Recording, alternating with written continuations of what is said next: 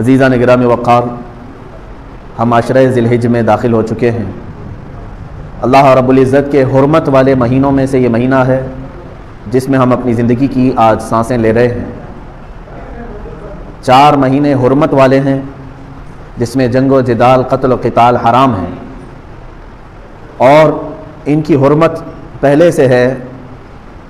وہ 4 مہینوں میں سے یہ مہینہ ذی الحجہ کا، جس میں آج ہم جمعہ ادا کرنے کی غرض سے پہلے جمعہ میں حاضر ہیں، اور چاند کی رات سے لے کر ذی الحجہ کے 10ویں کے دن تک یہ جو 10 راتیں اور 10 فجر ہیں،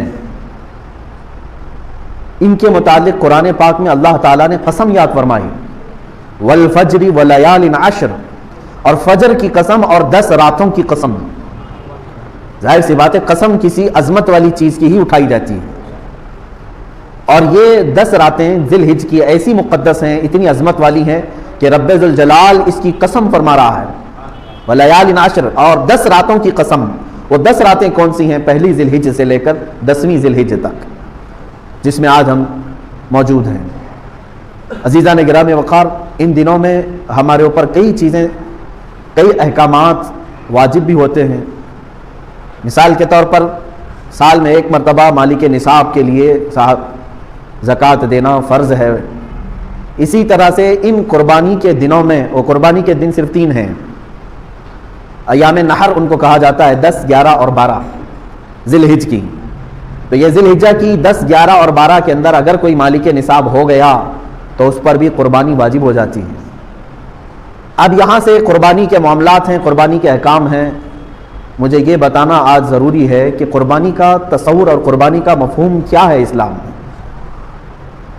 آج اس قربانی کو ہمارے ہندوستان میں کچھ الگ نظر سے بھی دیکھا جانے لگا ہے۔ بات در حقیقت قربانی کی نہیں ہے بلکہ تمہاری عبادات کی ہے۔ یہ تو بہانہ ہے کہ قربانی ہے۔ آج جو حالات ہمیں سننے کو مل رہے ہیں کہ مسلمان لاکھوں جانوروں کو ذبح کرتے ہیں، اس چیز پر پابندی ہونی چاہیے کہ جیوت لائف والے کسی بھی ایک مخلوق کو نہ ذبح کریں، کاٹنے نہ دیں۔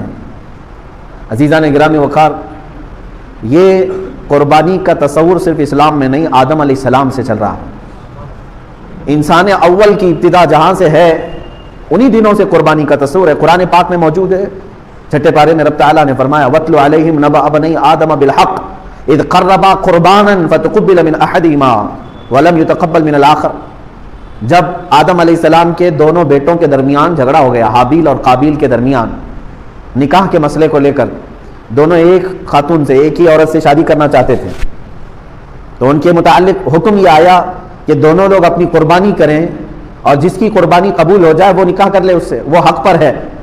تو اس زمانے میں قربانی کا طریقہ یہ تھا کہ وہ اپنے جانور کو ذبح کر کے کسی اونچی جگہ پر، پہاڑ پر یا کھلے میدان میں رکھے، آسمان سے ایک آگ اترتی اور اس قربانی کو اٹھا لے جاتی، یعنی اچانک وہ قربانی کا جانور غائب ہو جاتا، آگ اس کے اوپر آتی، آگ آنے کے بعد جل جانا چاہیے، ختم ہو جانا چاہیے، لیکن اس آگ کے اندر وہ قربانی کا جانور غائب ہو جاتا، تو یہ سمجھا جاتا کہ یہ اس کی قربانی قبول ہو چکی ہے۔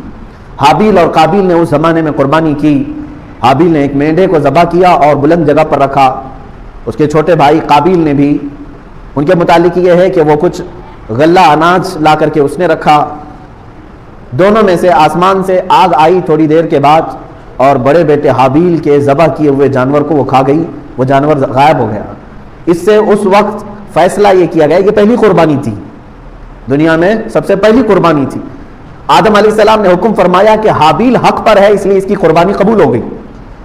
قرآن پاک میں تقریباً کئی مقامات پر 1 درجن کے قریب آیتیں قربانی کے متعلق ہی نظر آئیں گی آپ کو کہ قربانی کا مفہوم کیا ہے، اور تقریباً عیسیٰ علیہ السلام تک جتنے انبیاء اکرام علیہ السلام آئے، اکثر انبیاء کی امتوں پر بھی قربانی کے احکام واجب ہوئے، لیکن الگ الگ طریقوں سے۔ قرآن پاک میں یہ بھی، الذین قالوا ان اللہ عہد الینا الا نؤمن برسول حتی یأتینا بقربان تأکلہ النار، یعنی کچھ لوگوں نے یہ کہا تھا اس زمانے میں کہ ہم کسی رسول پر ایمان نہیں لائیں گے اس وقت تک جب کہ کوئی قربانی آئے، ہم قربانی کریں اور اس کو آگ کھا لے جائے تو ہمیں سمجھ میں آئے گا کہ حق پر کون ہے۔ اس وقت تک یہ معاملات تھے کہ قربانی کو آسمان سے کوئی آگ آتی اور اٹھا لے جاتی اور سمجھ میں آتا کہ اس کی قربانی قبول ہے اور اس کی قربانی رد کر دی گئی۔ اب آپ یہ سوچتے ہوں گے کاش ہمارے اندر بھی ہوتا ایسا، ہم بھی اپنے جانوروں کو ذبح کر کے رکھتے، ہم بیل کو ذبح کر رہے ہیں، بکریوں کو یا پھر اونٹ کو، تین ہی جانور ہیں ذبح کے لیے قربانی میں، مرغے مرغیوں کی قربانیاں نہیں ہوتی، لیکن ابھی سننے میں آیا ہے کہ جماعت اہل حدیث نے انڈے کی قربانی کو بھی جائز کہا ہے۔ سارے لوگ نہیں ہوں گے، ان میں سے بھی کوئی نرا جاہل ہوگا۔ بہرحال یہ قربانی کے متعلق آپ بھی سوچ رہے ہوں گے کہ پہلے کی امتوں کے لیے قربانی کرتے تھے تو آسمان سے آگ آتی اور اٹھا لے جاتی، کاش ہمارے اس میں بھی ایسا ہوتا، ہم بھی قربانی کرتے اور رکھتے، آسمان سے کوئی چیز آ کے اٹھا لے جاتی تو ہم سب کو بتاتے کہ دیکھو یہ اللہ کی طرف سے آئی ہے اور قربانی ہماری قبول ہے۔ عزیزان گرامی وقار، آپ تصویر کا ایک ہی رخ اپنے طرف سے سوچ رہے ہیں، یہ میرے رب ذوالجلال کا احسان ہے امت مصطفیٰ پر۔ رب ذوالجلال نے امت مصطفیٰ کے عیبوں کو چھپانے کے لیے، اگر میری قربانی قبول نہ ہوتی تو پورے معاشرے میں میرا چہرہ کیا ہوتا؟ اگر آگ آ کر کے فلاں کی قربانی کو لے گئی اور میری چھوڑ گئی تو سب کے سامنے تو میں رسوا اور ذلیل ہوتا، چار لوگ سب بتا کر کے کہتے یہ وہ آدمی ہے جس کی قربانی قبول نہیں ہوئی۔ اللہ تعالیٰ نے امت مصطفیٰ کے ہر عیب کو اس کی موت تک محفوظ رکھا ہے، چھپا رکھا ہے، قبول ہوئی کہ نہیں ہوئی یہ سب قیامت کے دن بتایا جائے گا۔ آج معاشرے میں تم سر اونچا کر کے ہی چلو، یہ امت مصطفیٰ صلی اللہ علیہ وسلم پر احسان ہے۔ پہلے کے امتوں پر یہ بھی معاملات تھے کہ اگر وہ گناہ کرتے تو فرشتے آ کر ان کے گھر کی چوکھٹ پر لکھ کر چلے جاتے رات کو کہ یہ آدمی نے کل رات یہ گناہ کیا ہے۔ کچھ کی پیشانیوں پر لکھا جاتا تھا کہ یہ فلاں آدمی ہے، اس نے زنا کیا، وہ تحریر لے کر کے کس کے سامنے جاتا تھا۔ آج ہزار گناہ ہمارے بھی ہیں لیکن نہ ہماری چوکھٹوں پر لکھے جاتے ہیں اور نہ ہماری پیشانیوں پر۔ رب ذوالجلال نے اس چیز کو محفوظ رکھا ہے، وہ ستار ہے، ہر ایک کی ستر پوشی فرماتا ہے۔ عزیزان گرامی وقار، قربانی کا جو مفہوم اور جو تصور اسلام میں ہے، میں نے آیت کریمہ 17ویں پارے کی یہ تلاوت کی ہے سورۃ الحج میں سے۔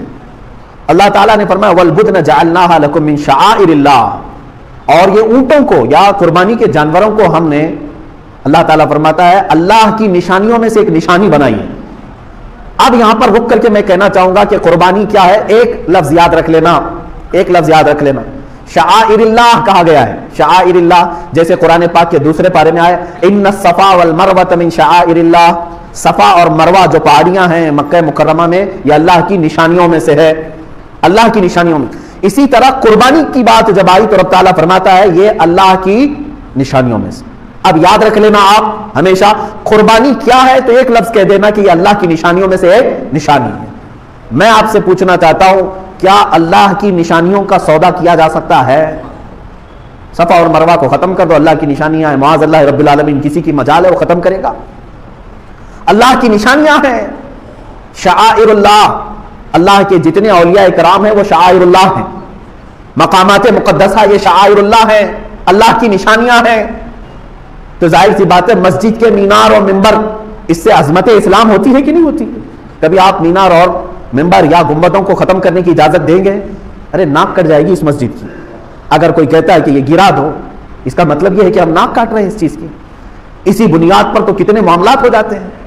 مساجد بھی اللہ تعالیٰ کی نشانیاں ہیں۔ اسی طرح سے میرے عزیزو قربانی اللہ کی نشانیوں میں سے ایک نشانی ہے، اس کے ساتھ سمجھوتا نہیں ہونا چاہیے۔ اللہ کے حبیب صلی اللہ علیہ وسلم نے فرمایا قربانی کے دنوں میں اگر اللہ کو سب سے زیادہ پسندیدہ کوئی کام ہے تو وہ ایک جانور کی قربانی کرنا ہے۔ یہ نہیں کہ جاری اور گیہوں صدقہ کرنا، صدقہ کرو سال بھر کرو، منع کس نے کیا ہے؟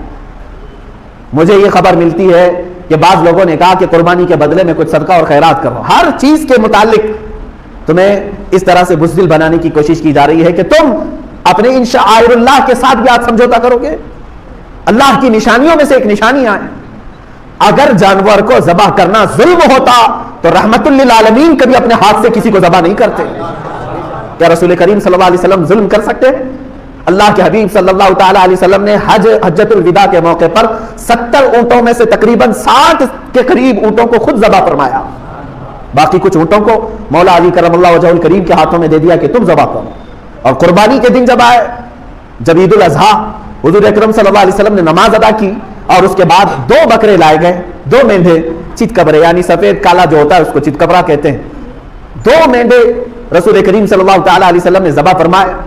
صحابہ نے پوچھا یا رسول اللہ صلی اللہ تعالی علیہ وسلم کہ قربانی اگر واجب ہے تو کیا 2 بکروں کی رسول کریم صلی اللہ علیہ وسلم نے فرمایا نہیں، ایک بکرا قربانی کے لیے واجب ہے، میں نے ایک بکرا اپنی جانب سے کیا، دوسرا میری پوری امت کی طرف سے کیا۔ یہ ہے اللہ کے حبیب صلی اللہ تعالی علیہ وسلم کی سنت۔ جو نہ بھولا ہم غریبوں کو رضا، یاد اس کی اپنی عادت کیجئے، وہ اپنی قربانی میں بھی اپنی امت کو شامل کرتے ہیں، اپنی امت کو شامل کر رہے ہیں۔ عزیزان گرامی وقار، ہمارے لیے قربانی شعائر اللہ ہے، یہ قرآن سے ثابت ہے۔ وَالْبُدْنَ جَعَلْنَاهَا لَكُمْ مِنْ شَعَائِرِ اللَّهِ، ہم نے اونٹوں کو یا جانوروں کو شعائر اللہ میں سے بنایا ہے، اللہ کی نشانیوں میں سے بنایا ہے۔ لَكُمْ فِيهَا خیر، قرآن یہ کہتا ہے اور ان کی قربانی میں تمہارے لیے بھلائی ہے، بھلائی ہے۔ فَاذْكُرُوا اسْمَ اللَّهِ عَلَيْهَا صَوَافَ، جب یہ جانور کھڑے ہو جائیں تو اللہ کے نام کا ذکر کرو، ذبح کے لیے کھڑے ہو جائے تو تم اللہ کے نام کا ذکر کرو۔ فَإِذَا وَجَبَتْ جُنُوبُهَا، اور جب وہ ذبح ہو کر کے زمین پر آ جائیں، فَكُلُوا مِنْهَا، تم بھی اس میں سے کچھ کھا لو۔ وَأَطْعِمُوا الْقَانِعَ وَالْمُعْتَرَّ، اور مانگنے والے سائل کو یا غریب مستحق کو بھی اس میں سے کھلاؤ۔ كَذَلِكَ سَخَّرْنَاهَا لَكُمْ، اور اللہ فرماتا ہے یہ جانور جو ہے ہم نے تمہارے تابع داری میں دیا ہے،